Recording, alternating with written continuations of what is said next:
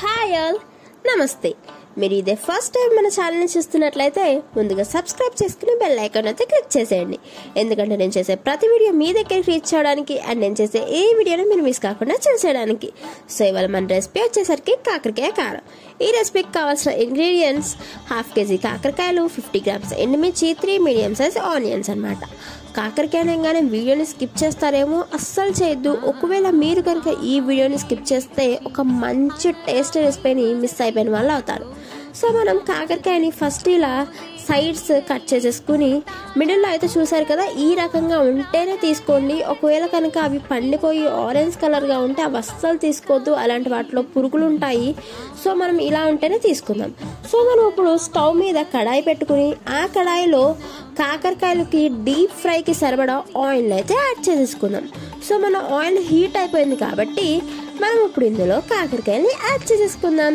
So కాకరకాయల్ని స్లోగా మాత్రమే add చేసుకోండి. ఒకవేళ మీరు కనుక ఫాస్ట్గా వేసేసినట్లయితే మన మీద నూనె పడుతుంది. సో మనం స్లోగా అయితే యాడ్ చేసుకుందాం.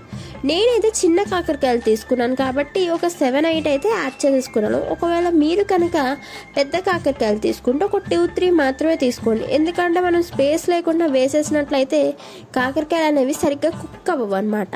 అలానే చాలా నూనె అయితే పీల్చేస్తాయి ప్లేస్ ఎక్కువ లేకపోతే. సో మనం ఇప్పుడు ఇలా యాడ్ చేసేసుకున్నాక ఈ రెసిపీకి చిన్న కాకరకాయలు అయితే చాలా బాగుంటాయి. అందుకని నేను కావాలని చిన్న కాకరకాయలే తీసుకున్నాను. అండ్ మనం ఇప్పుడు కారం తయారు చేసుకుంటాకి చూసేద్దాం. మనం జార్లో మనం ఆల్రెడీ ఎండుమిర్చి తీసుకున్నాం కాబట్టి ఆ ఎండుమిర్చిని యాడ్ చేసేసుకుందాం. ఎండుమిర్చి నూనెలో వేయించాల్సిన అవసరం ఏమీ లేదు, పచ్చివైనా సరే పర్లేదు. అండ్ మనం ఆనియన్స్ ఉన్నాయి కదా, ఈ ఆనియన్స్ అన్నిటిని చిన్న పీసెస్కి అయితే కట్ చేసేసుకుందాం. మరీ చిన్నవి చేయొద్దు, మరీ చిన్నవి చేస్తే పేస్ట్ అయిపోతాయి. ఎందుకు అసలు కట్ చేస్తున్నానంటే ఫాస్ట్గా గ్రైండ్ అవ్వడానికి అనమాట. అండ్ పర్టికులర్ షేప్ అంటూ ఏం లేదు, కానీ మరీ చిన్నవి అయితే కట్ చేయొద్దు. సో మనం ఇప్పుడు ఈ ఆనియన్స్ అన్నిటిని మళ్ళీ ఒకసారి వాష్ చేసేసుకుందాం. అండ్ ఈ ఎండుమిర్చిలో మీ టేస్ట్కి సరిపడా సాల్ట్ని అయితే యాడ్ చేసుకోండి. నేనైతే గల్లుప్పు అయితే తీసుకున్నాను. అండ్ ఇప్పుడు మళ్ళీ మనం ఒకసారి కాకరకాయల దగ్గరికి వెళ్దాం. అండ్ కాకరకాయలను చూసారు కదా, ఈ రకంగా స్లోగా మాత్రమే స్లైడ్ చేసుకుంటూ ఉండాలి. మనం ఫాస్ట్గా అయితే అస్సలు స్లైడ్ చేసుకోకూడదు. అండ్ మనం సగం కాకరకాయలు రోస్ట్ అయ్యేంత వరకు మీడియం అయితే హై ఫ్లేమ్లోనే ఉంచవచ్చు. అండ్ మనం కాకరకాయల్ని ఈ రకంగా స్లైడ్ చేసుకోవాలి. అండ్ ఇప్పుడు మనం కారం దగ్గరికి వెళ్ళిపోయినట్లయితే ఈ ఎండుమిర్చి అండ్ సాల్ట్ వేసాం కదా, ఒకసారి ఈ ఎండుమిర్చిని అయితే గ్రైండ్ చేసుకోవాలి. అండ్ గ్రైండ్ చేసేసుకున్నాక మనం ఇప్పుడు ఆనియన్స్ అయితే కొద్దిగా యాడ్ చేసుకుంటూ ఉండాలి. ఒకవేళ మీరు కనుక అన్ని ఆనియన్స్ని ఒకేసారి యాడ్ చేసినట్లయితే కొన్ని ఆనియన్స్ ఏమో పేస్ట్ అయిపోతాయి, కొన్ని ఆనియన్స్ ఏమో అసలు గ్రైండ్ అవ్వవు. సో కాబట్టి మనం ఒక 2-3 టైమ్స్కి అయితే ఆనియన్స్ని యాడ్ చేసేసుకుందాం. సో మనం ఒకసారి చూసినట్లయితే ఇంకా మనం గ్రైండ్ అవ్వలేదు కాబట్టి ఇప్పుడు మనం లాస్ట్ టైం అయితే ఆనియన్స్ అన్నిటినీ వేసేద్దాం. సో వేసేసాక మనం ఒకసారి కాకరకాయల దగ్గరికి వెళ్దాము. చూసారు కదా, మనకి 0.5% వరకు అయితే కుక్ అయిపోయాయి. సో ఇంకా 0.5% కాకరకాయలు అయితే కుక్ అవ్వాలి. అండ్ మనం ఇప్పుడు ఈ కారాన్ని ఒకసారి గ్రైండ్ చేసుకుందాం. ఎందుకంటే ఇందాక గ్రైండ్ అవ్వలేదు కాబట్టి. అండ్ మళ్ళీ ఒకసారి గ్రైండ్ చేసుకుందాం, ఇంకా గ్రైండ్ అవ్వలేదు. సో మనం ఇలా కారాన్ని గ్రైండ్ చేసుకుంటున్నప్పుడు మనం మూత మీద అయితే చేయి పెట్టాలి. ఒకవేళ మనం చెయ్యి పెట్టలేదు అంటే అవి బయటకు చిందేస్తాయి అన్నమాట. ఈ కారం అనే కాదు, ఏవి గ్రైండ్ చేసుకున్నా. సో మనం కారాన్ని ఈ రకంగా వచ్చేంత వరకు అయితే గ్రైండ్ చేసుకుంటూ ఉండాలి. కారం అనేది మరీ సాఫ్ట్గా గ్రైండ్ చేసుకున్నా బాగోదు, మరీ బరకగా గ్రైండ్ చేసుకున్నా బాగోదు. ఈ రకంగా వచ్చేంత వరకు మాత్రమే గ్రైండ్ చేసుకోవాలి. సో మనం కాకరకాయలు అయితే చూసుకుందాం. మనందరికీ తెలుసు హైదరాబాద్ బిర్యానీ ఎంత ఫేమస్, బంగాల్ లడ్డు ఎంత ఫేమస్. అలానే మా ఇంట్లో ఈ కాకరకాయ కారం అయితే అంత ఫేమస్. కాకరకాయ అంటే కిలోమీటర్ పారిపోయే వాళ్ళు కూడా ఈ రెసిపీని ట్రై చేశారంటే వదిలిపెట్టరు.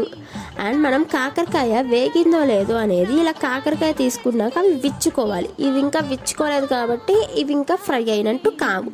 అలా మొత్తం విచ్చుకుంటే మాత్రమే కాకరకాయలు ఫ్రై అయినట్టు. సో మనకి ఇంకొక 5 minutesలో అయితే ఈ కాకరకాయలన్నీ ఫ్రై అయిపోతాయి. సో మనకు చూసారు కదా ఎలా విచ్చుకుందో, ఇలా విచ్చుకున్నాక మనకి కాకరకాయలు ఫ్రై అయిపోయినట్టు అన్నమాట. అండ్ మనం కాకరకాయలన్నిటిని ఒక ప్లేట్లోకి తీసేసుకుందాం. అండ్ ఈ రెసిపీ అయితే చాలా ఫాస్ట్గా అయిపోతుంది, ఎంత ఫాస్ట్గా అవుతుందో అంతే టేస్టీగా కూడా ఉంటుంది. అండ్ మనం కాకరకాయలు తీసేసుకున్నాక ఈ గింజలు అయితే ముఖ్యం మిగులు, ఎందుకంటే ఆ గింజలు తినేటప్పుడు ఆ క్రిస్పీనెస్ ఉంటుంది చూడండి, మామూలుగా ఉండదనుకోండి. అండ్ మనం ఇప్పుడు ఒక కడాయి తీసుకొని అందులో ఒక 5-6 స్పూన్స్ ఆయిల్స్ అయితే యాడ్ చేసుకుందాం. అండ్ ఈ కడాయి వచ్చేసి అడుగు చాలా మందంగా ఉండాలి, అడుగు కనుక మందంగా లేదు అంటే కారం మాడిపోతుంది. సో మనం ఇప్పుడు ఆయిల్ యాడ్ చేసేసుకున్నాక మనం ఇప్పటి వరకు గ్రైండ్ చేసుకున్న కారాన్ని అయితే యాడ్ చేసేసుకుందాం. అడుగు అయితే చాలా మందంగా ఉండాలి, ఒకవేళ మందంగా లేదు అంటే కారం మాడిపోతుంది, ఇదైతే మరీ చెప్తున్నాను. అండ్ మనం ఇప్పుడు కారం అంతా యాడ్ చేసేసుకున్నాక ఒకసారి ఇదంతా అయితే కలుపుకోవాలి. అండ్ ఈ కారం వేగే అంతసేపు ఫ్లేమ్ వచ్చేసి మీడియం ఫ్లేమ్లో మాత్రమే ఉండాలి, హై ఫ్లేమ్లో ఉంటే కారం మాడిపోతుంది, టేస్ట్ కూడా వేరే అయిపోతుంది.